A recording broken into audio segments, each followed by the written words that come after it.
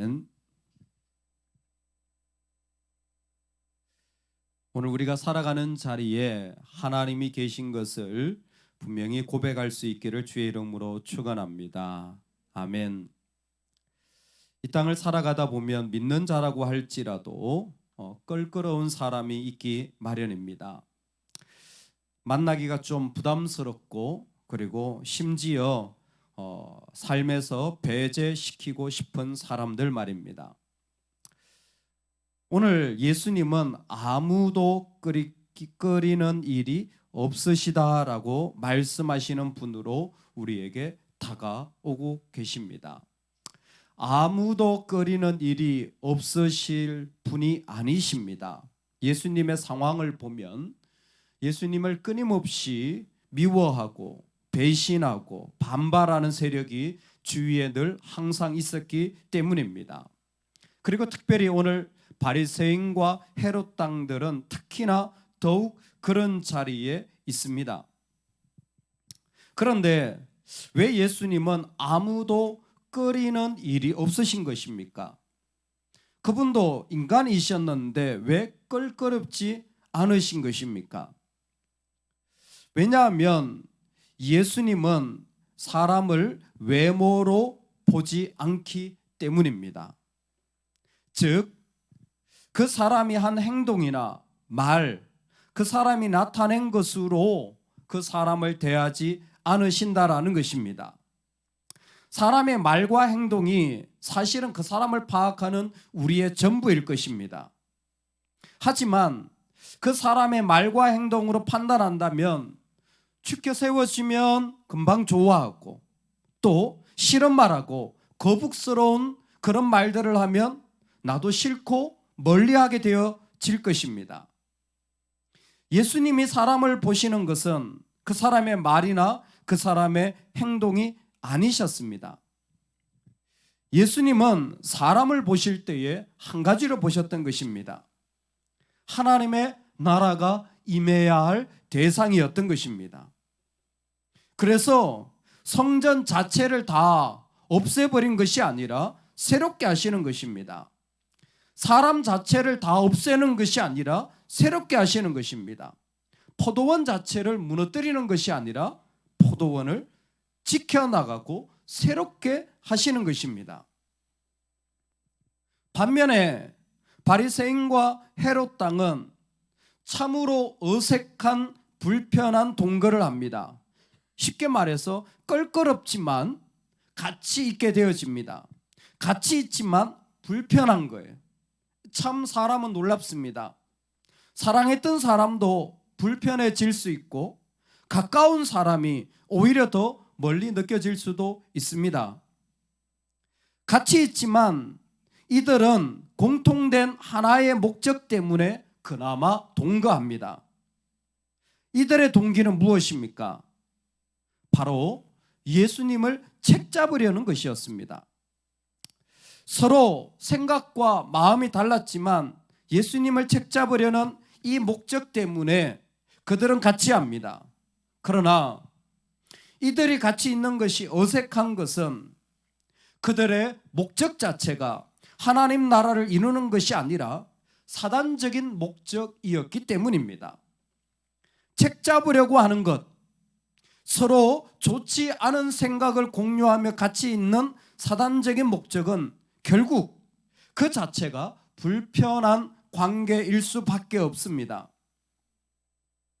이런 이 불편한 자리 속에 예수님을 책잡으려는 구체적인 질문을 하게 됩니다. 과연 가이사에게 세금을 바치는 것이 옳습니까? 라는 질문이었습니다. 그때 예수님은 아주 중요한 말씀 한 가지를 오늘 우리에게 하시는 것입니다. 우리가 이 땅을 살아가면서 어떻게 사람의 외모, 즉 말이나 그 사람의 행동이 아니라 하나님 나라가 임해야 될 대상으로 볼 수 있느냐라는 것입니다. 그 첫 번째를 예수님은 분명하게 가이사의 것은 가이사에게라는 대답으로 하시는 것이었습니다. 가이사는 그 시대의 황제였습니다. 그리고 가이사의 것은 가이사에게라는 말을 통하여 당시 로마 황제는 수시로 인구조사를 했는데, 인구조사를 한 이유는 한 가지입니다. 인두세를 붙이기 위해서였습니다. 정부는 세금을 걷어들일 목적으로 늘 호구조사를 하는 것이었습니다.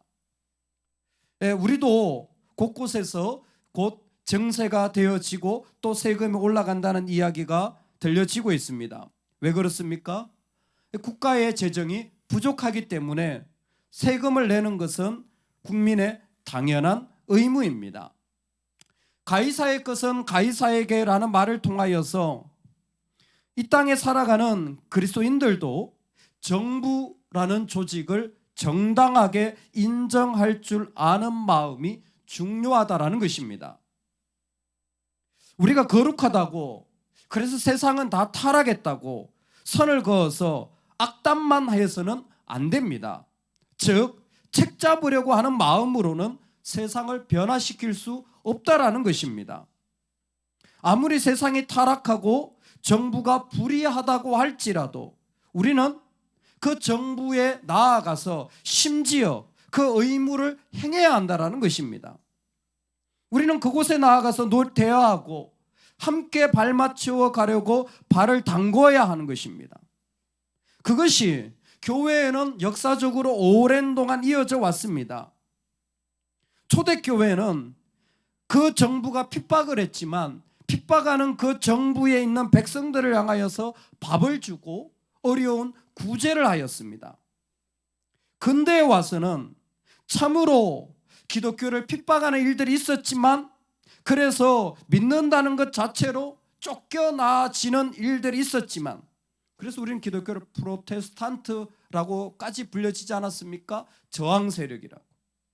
하지만 교회는 그곳에 병원을 세우고 학교를 세워서 정부를 인정하고 오히려 그들과 더 관계를 맺어가려고 했던 것입니다. 현대는 문화적 접근이 어느 때보다 이 정부와 세상과 소통하는 때가 되었습니다. 음악이나 예술이나 카페라든지 교회가 아닌 또 다른 교회를 설명하며 대화할 창구가 필요한 것입니다. 얼마 전 코로나를 통하여 우리는 온라인적 접근이 얼마나 중요한지도 금방 알게 되었습니다.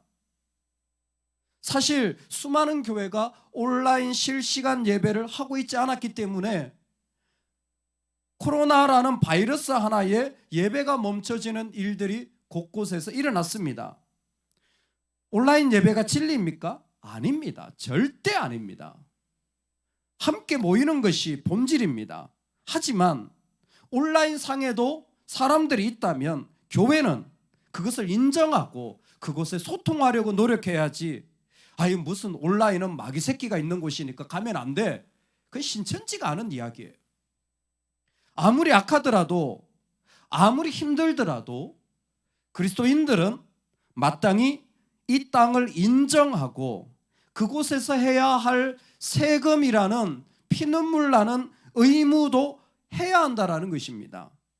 그래서 믿는 자에게는 힘들어도 의무를 다하는 기본적인 자세가 필요하다라는 것입니다. 여러분, 힘들게 일해야 되는 자리, 정말 마음을 속상하게 하는 자리, 여러분 그 자리를 하나님이 우리에게 주셨습니다. 그것 악하다고 배제하려고 하지 말고 우리는 인정해 줄 아는 것이 필요합니다. 가이사의 것은 가이사에게라는 말 뒤에 더 중요한 똑같은 문구를 반복하며 주님은 강조하는데, 반복을 통해 강조하는 것이 무엇이냐면 하나님의 것은 하나님께라는 것입니다. 이 부분이 참 중요합니다. 무엇입니까? 이 세상에 정부가 있고 의무가 있고 그들이 세금을 걷어들일 권세가 있지만, 그러나 더욱 중요한 것이 하나 있는데 잊지 말아야 할 것은 그 악하고 세상적이라고 하는 것 속에 뭐가 있습니까?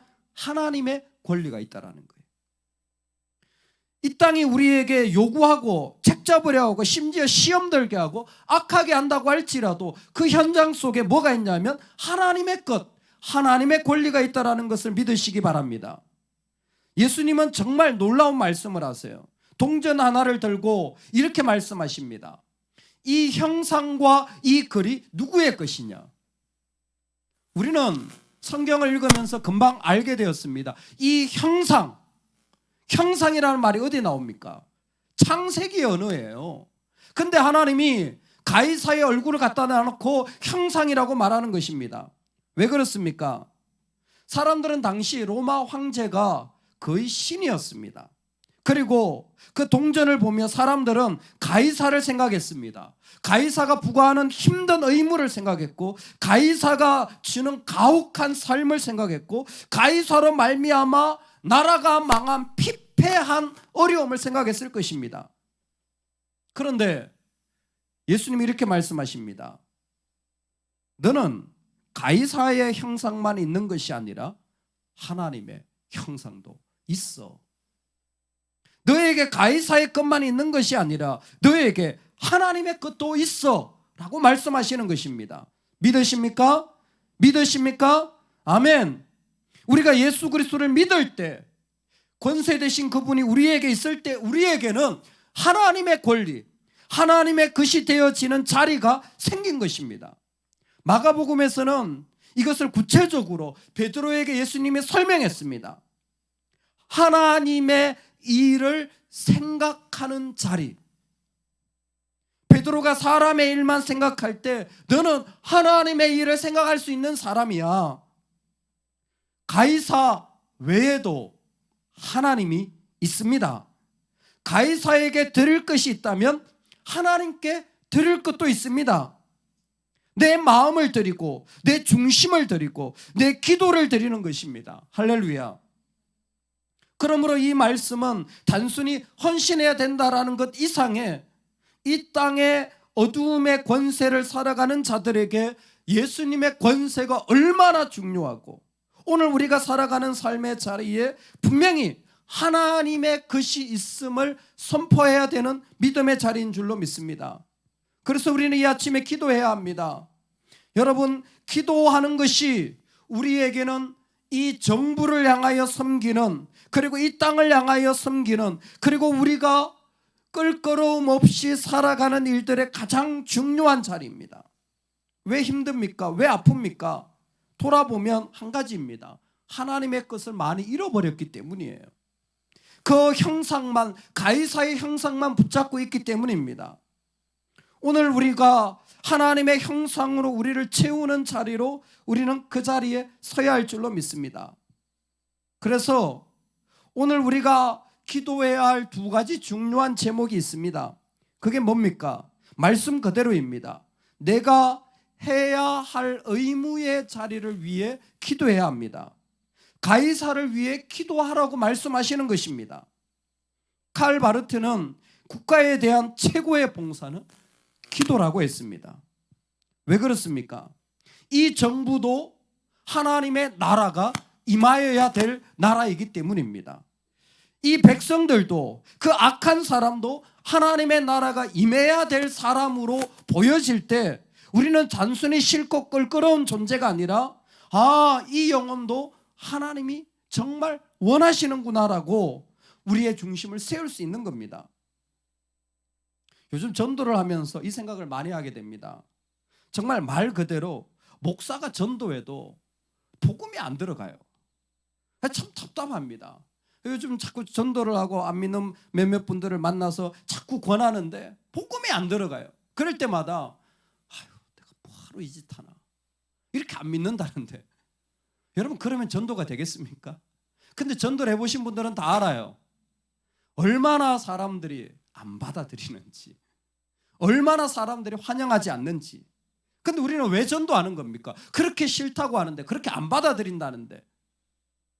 왜요? 우리의 목적은 그 사람이 나하고 친해지는 게 아니에요. 우리의 목적은 그 사람이 나를 사랑하는 게 아니에요. 우리의 목적은 그 사람에게 하나님의 나라가 임하는 것입니다.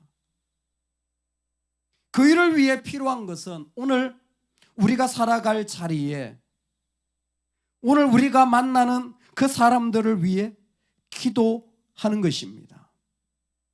여러분, 내가 수고해야 될 자리, 사랑해야 할 자리, 섬겨야 할 자리, 그런 사람들을 위해, 세상과 같은 자들을 위해 기도하실 수 있기를, 더욱 기도하실 수 있기를 주의 이름으로 축원합니다. 동시에 내가 하나님께 드릴 삶을 위해서도 기도하십시오. 우리 악한 자리에도 하나님의 권세는 있습니다. 여러분, 그 자리를 하나님께 드릴 수 있도록 기도해야 합니다. 제일 중요한 기도예요. 어둠이 있고 가이사의 형상이 있더라도 하나님의 형상이 그 가운데 선포되어지도록, 하나님의 뜻이 그 가운데 끊임 없이 선포되어지도록 우리는 우리 삶을 하나님께 드릴 수 있도록 기도해야 합니다. 그것이 여러 모양으로 나타나겠지만 제일 중요한 것은 이것도 하나님의 것입니다. 이 자리도, 이 세상과 같은 자리도 하나님의 것입니다라는 이 기도를 우리는 이 아침부터 해야 될 줄로 믿습니다. 오늘 이 자리에도 우리 하나님이 계십니다. 이 악하고 어려운 자리에도 우리 하나님이 계십니다. 그 자리를 선포하는 은혜가 저와 여러분에게 있기를 주의 이름으로 축원합니다. 아멘. 우리 같이 한번 기도하겠습니다. 이 땅을 살다 보면 참 껄끄럽고 힘든 일들을 많이 겪게 됩니다. 그럴 때마다 우리는 우리의 목적 자체가 그 사람이 날 좋아하는 것이 아니라 그 가운데 하나님의 나라가 임해야 될 것으로 다시 한번 조정해야 될 줄로 믿습니다. 그럴 때 하나님, 오늘 이 땅을 위하여 기도하게 하여 주옵소서.